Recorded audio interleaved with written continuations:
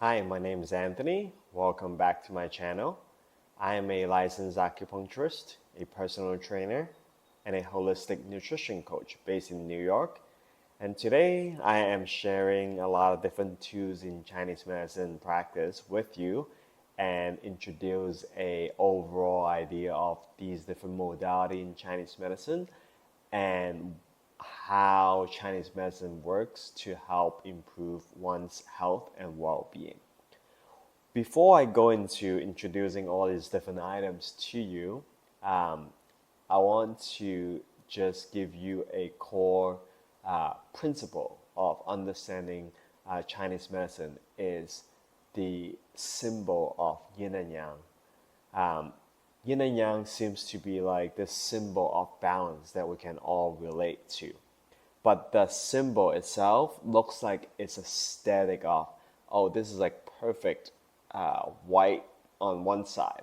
This is a perfectly, shape of this black on the other side. And there are these two dots. What does that mean? There are actually two forces that are dynamically influencing each other. So that balance and counterbalance is a moving piece. Is not a static, like one's in homeostasis at all times. No. There are things in life that will bring one force higher than other. Then it's somehow following the laws of nature that would be restored. So one example would be our day and night. When the sun keep rising up, at one point it will revert and the moon would rise, right? So there's that idea. And in our body, I'll give you an example of what balance could look like. When we hurt our, let's say I string my thumb, then my thumb becomes like swelling and it's kind of inflamed and painful. So there's a lot of fluids that got built up, and there is hotness to the touch, and it's irritating, right? So at that moment, my thumb is not in balance because there's something that's in excess. So my goal is to allow my body to restore this balance. If I don't do any intervention, eventually that will probably, go down, but it might last longer. But if I have any tools that can help me to restore balance, whether it's an acupuncture needle or some of these other tools, if they can restore balance, then I can use it. So that's one of the idea of what restoring balance means. And you can think of the level of balance can be like on a skin surface level. There's an acne on my face. Something is not in balance internally to reflect, oh, there's a pimple on my face right now. All the way to our cellular level that there can be imbalance. So something might manifest as a autoimmune disease. There is something much deeper that is not being imbalanced for a long time. So Chinese medicine view the body in many different layers, and also the interconnectedness of the physical, mental, and spiritual health that are all tied in together that manifest in different ways. So as a practitioner, my goal is almost always like decoding what is presenting to me with the information that I acquire or receive from the client or the person that I work with.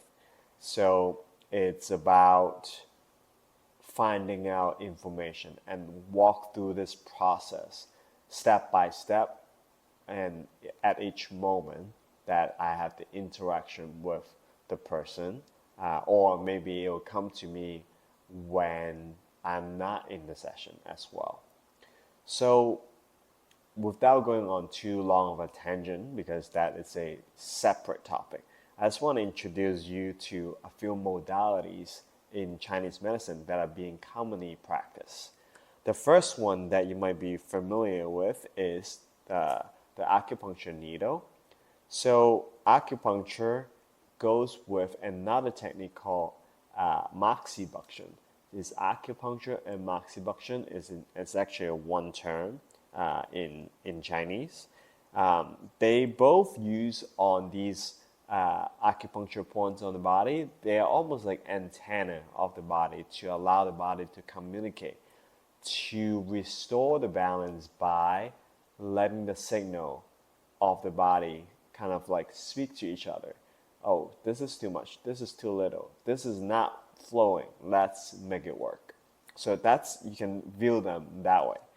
And moxibustion comes from the term moxa, which is the burning of the dry mugwort leaf. So the mugwort can be burned topically on the acupuncture point. You can roll it like a rice grain shape, or some forms are more like pre-made. It's nothing like the raw herbs. They are made into like a stick, so more processed. Personally, I prefer to use the roll moxa. It takes a little bit more time, more skill to roll them, and also depending on the setup of the office, whether it allows the burning of the herbs. So this is interesting, right? This is a liquid with a lot of herbs in there. So this is a herbal liniment used topically on the skin for injuries, whether it's acute or chronic. I can use different combination of herbs to make this liniment. It's soaked in alcohol to extract the properties of the herbs, which can help with reducing inflammation, stop the pain while increasing circulations. So it's good for things like sprain, a bruise, a strain, and even tear and fractures. You can use herbal soak. There is posters that I can make and wrap it around the joint to help that process of restoring balance in a way that would be much faster than not doing anything with the body.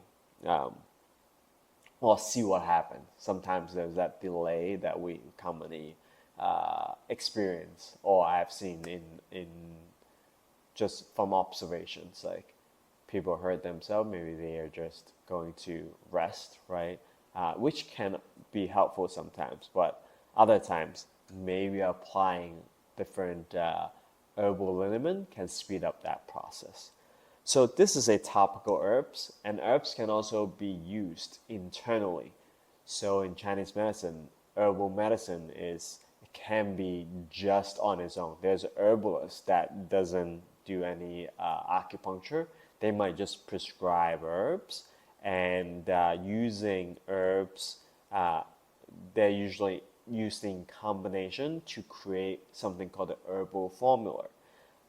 So they work in synergy in a way, or sometimes the herbs help balancing each other in a way to restore balance of the body. And most of the herbs are plant-based, but there are also some animal products and also mineral-based herbs as well. And the herbal medicine is also working closely with dietary therapy, because there is that understanding of energetic of plants, but also energetic of food, whether it's animal product or plant-based food. There is energetic involved in each item that direct energy in our body. So energy can mean something make us feel more warm, something make us feeling more hot, or something make us feel cold.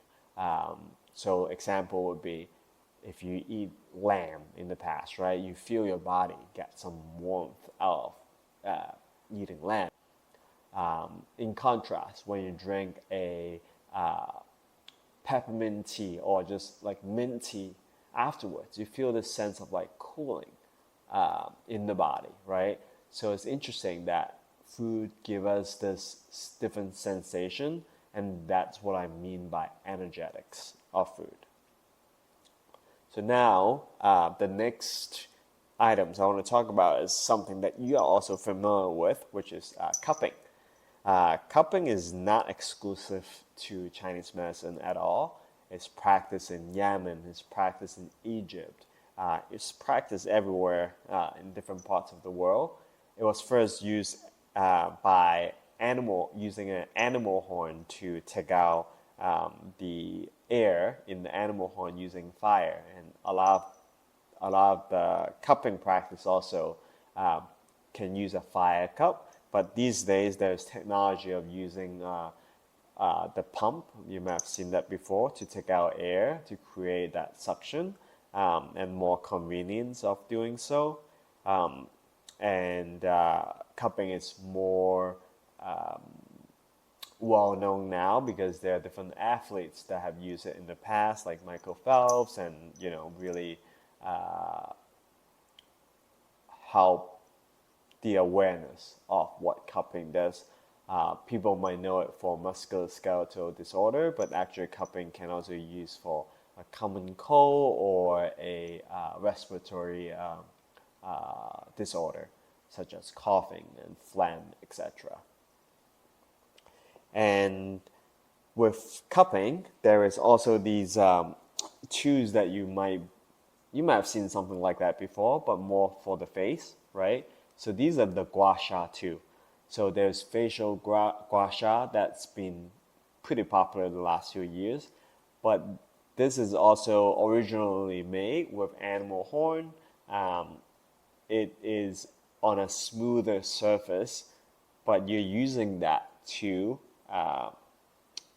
break down any sort of like knots and tightness of the body that are holding structure in place for some reason, and it might be too much holding and overworking that is not in balance in the body. Then we actually have to figure it out. Why is this structure holding onto this, or why is this muscle holding this particular structure so much that it keeps doing it? Then we have to look into a bigger picture of, if this is doing its job too much, what in the body is not doing its job? So it's for the practitioner to figure it out. And likewise, this can also be used for something more internal, such as a cough, a phlegm accumulation, or some sort of like common cold, headache. This can also be used, and it doesn't have to be an animal horn. Like people use a metal spoon, and like even this like bottle cap that I really like using, and just make sure that it's not a sharp object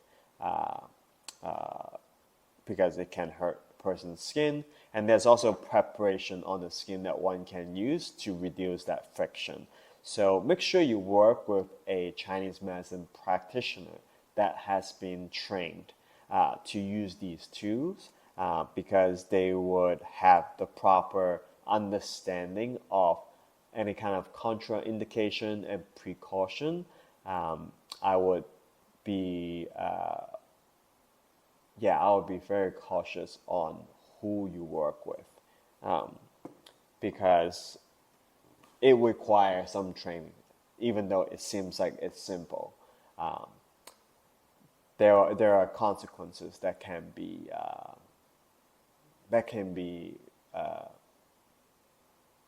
harmful if you use some of these tools incorrectly. Lastly, things that cannot be demonstrated, but they are also modality of Chinese medicine.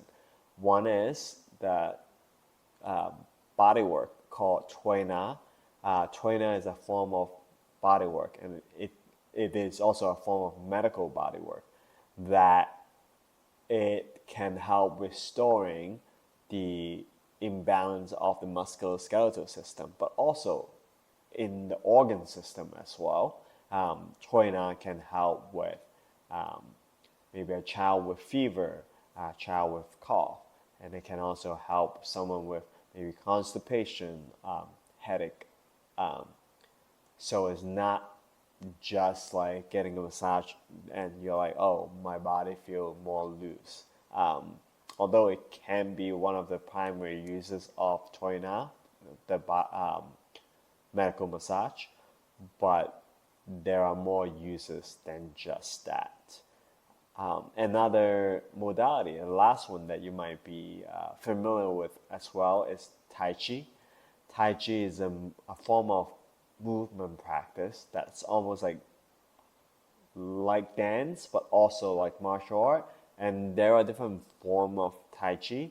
There's a martial art based form, and there's internal cultivation form of Tai Chi.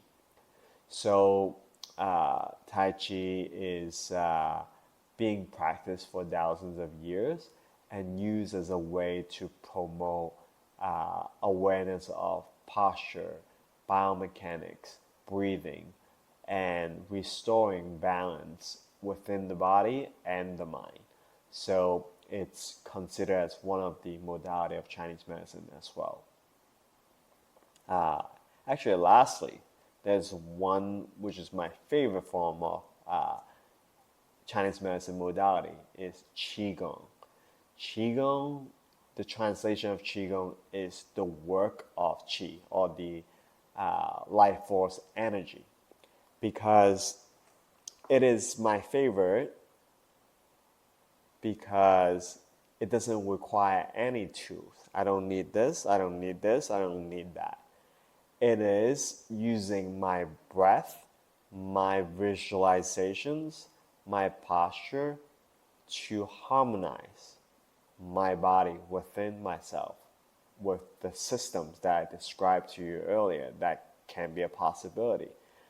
Whether it's the blood flow, whether it's the lymph flow, whether it's in a superficial level or a cellular level of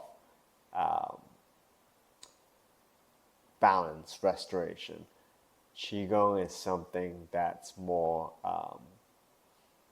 it's almost like mythical to a lot of people.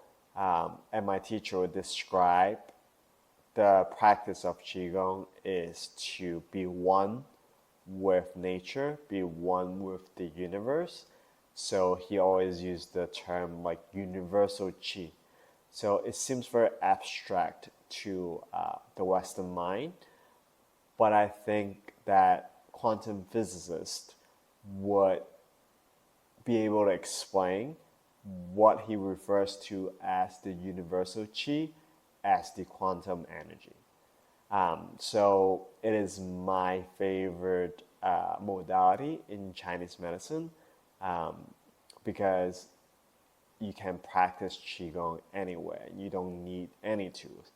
And I want to close out this video by saying that the other lesson this teacher has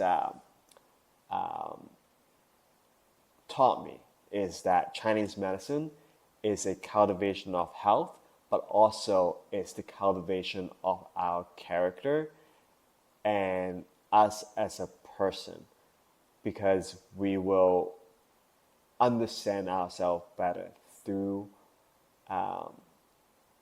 the work with Chinese medicine, which I found it to be so fascinating when he told me that. Going to school is not about acquiring knowledge of this. It's more about the self-cultivation and understanding of myself, which is, I will never forget what he said to me that day. I hope you enjoyed this video. If you have any questions, please feel free to comment below. I'd love to hear from you and share more with you. I'll see you next time in the next video. Bye.